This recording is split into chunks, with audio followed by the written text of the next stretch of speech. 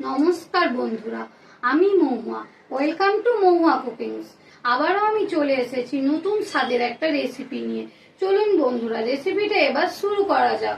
আজকে আমি বানাবো ডিমের এক অন্যরকম তরকারি। তার জন্য আমি 4টে কাঁচা ডিম নিয়েছি, একটা বড় পেঁয়াজের অর্ধেকটা কুচিয়ে নিয়েছি, 1 চামচ নুন, হাফ চামচ কাশ্মীরি লঙ্কার গুঁড়ো, আর একটু ধনেপাতা কুচি ও 4টে কাঁচা লঙ্কা কুচি ও 4 ভাগের 1 ভাগ ক্যাপসিকাম কুচিয়ে নিয়েছি। এবার আমি বাটিতে কিছুটা তেল দিয়ে তেলটা ব্রাশ করে নিয়ে কাঁচা ডিম ফাটিয়ে নিয়েছি। ওর মধ্যে আমি অল্প করে পেঁয়াজ কুচি, কাঁচা লঙ্কা কুচি, ধনেপাতা কুচি, ক্যাপসিকাম কুচি ও নুন, গোলমরিচের গুঁড়ো ছড়িয়ে দেব। একে একে সব ডিমগুলোকে ওইভাবে বানিয়ে নেব। এই ডিমের রেসিপিটা বানাতে কিন্তু খুব কম সময় লাগে, খেতে কিন্তু দারুণ টেস্টি হয়। আমরা ছোটোবেলাতে শুধু ডিম সিদ্ধ করে ডিমের তরকারি করতে মাকে দেখেছিলাম, এখন কিন্তু এই ডিম দিয়ে কত কিনা বানানো যায়।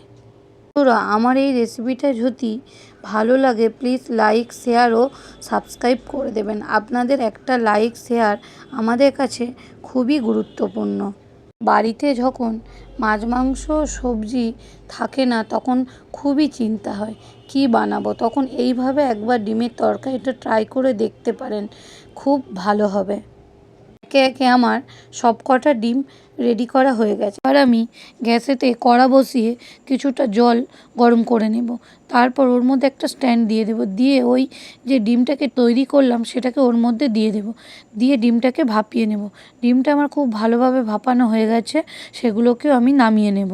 এই ডিমের তরকারিটা বানানোর জন্য মাঝারি সাইজের একটা পেঁয়াজ ছোট ছোট করে কুচিয়ে নিয়ে আর 4 ভাগের 1 ভাগ ক্যাপসিকাম ছোট করে কেটে নিয়েছি, আর 4টে কাঁচা লঙ্কা চিড়ে নিয়েছি, আর 1 চামচ আদা রসুনের পেস্ট নিয়েছি।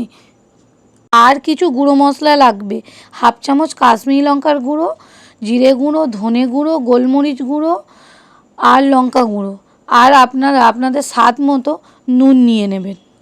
আর টক দই 2 চামচ ভালো করে ফেটিয়ে নিয়েছি, আর 2 চামচের মতো পোস্ত ও কাজু বাদাম বাটা নিয়েছি।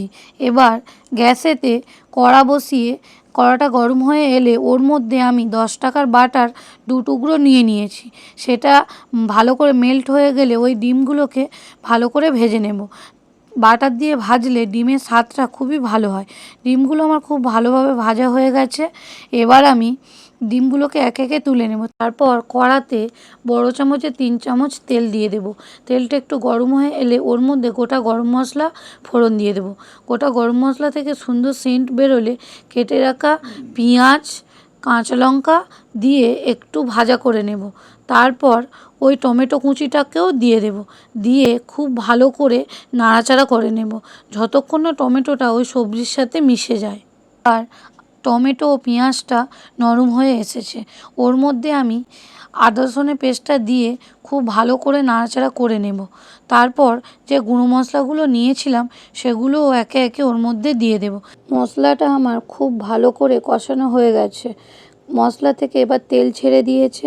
এবার আমি একটু ওর মধ্যে জল দিয়ে দেব, দিয়ে মশলাটাকে আরও বেশ কিছুক্ষণ কষিয়ে নেব।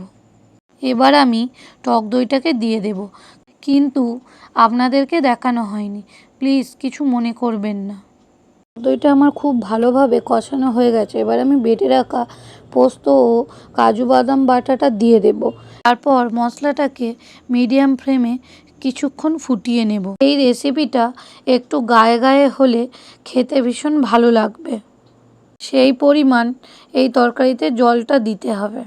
এবার আমার গ্রেভিটা খুব ভালোভাবে রেডি হয়ে গেছে। এবার ভেজে রাখা ডিমগুলোকে একে একে ওর মধ্যে দিয়ে দেব, দিয়ে বেশ কিছুক্ষণ ফুটিয়ে নেব। এই রেসিপিটা আপনাদের যদি ভালো লাগে তাহলে প্লিজ লাইক, শেয়ার ও সাবস্ক্রাইব করে দেবেন। এই রেসিপিটা শুধু ভাত নয়, রুটি, পরোটা সবার সাথে খুবই ভালো যাবে। আজকে দুপুরে আমরা গরম ভাতের সাথেই এটা খাবো।